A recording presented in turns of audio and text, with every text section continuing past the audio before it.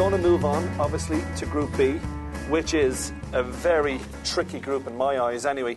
Argentina, we'll talk a little bit about them in a second. Nigeria, South Korea and Greece. Right. Listen, we have to start off with Argentina. Yeah. What is the mindset of Maradona picking 2 Newcastle United players over 2 Inter Milan players, Cambiasso and Zanetti, 2 of the stalwarts of Jose's team, and he's left them out at the 30, let alone, never mind the 23. Well, have you seen Argentina play in the qualification? Yeah, and it's all over the place. Well, it's like watching Wimbledon of old, and the ball goes from back to front really quickly. I mean, it would be Maradona managing Argentina would be akin to Paul Gascoigne managing England. It is. That's the way that it is. And you know, how can you not recognise that you've got the world's best player, Lionel Messi? Why don't you build the team around him? You know, add in Tevez, add in Mascherano, Higuain, those kind of players. I don't really get it. The only thing I think going into the World Cup, somebody surely on the coaching staff would sit him down and go, look, you know what, we've got a chance of winning this.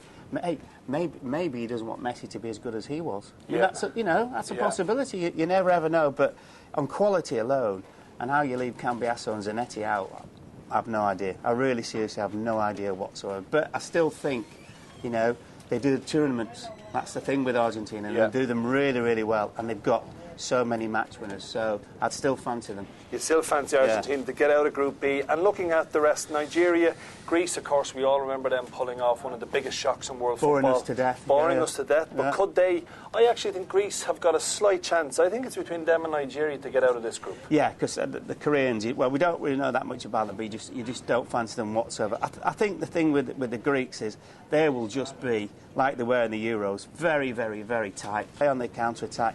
I think the problem for Nigeria is which day of the week is it. If it's Tuesday, they're good. If it's Wednesday, they're not very good. But I'd probably err towards the side of Nigeria because they've got some big game players. So we're going with Argentina and Nigeria. In terms of that group, probably the game that will define winners would have to be Argentina against Nigeria.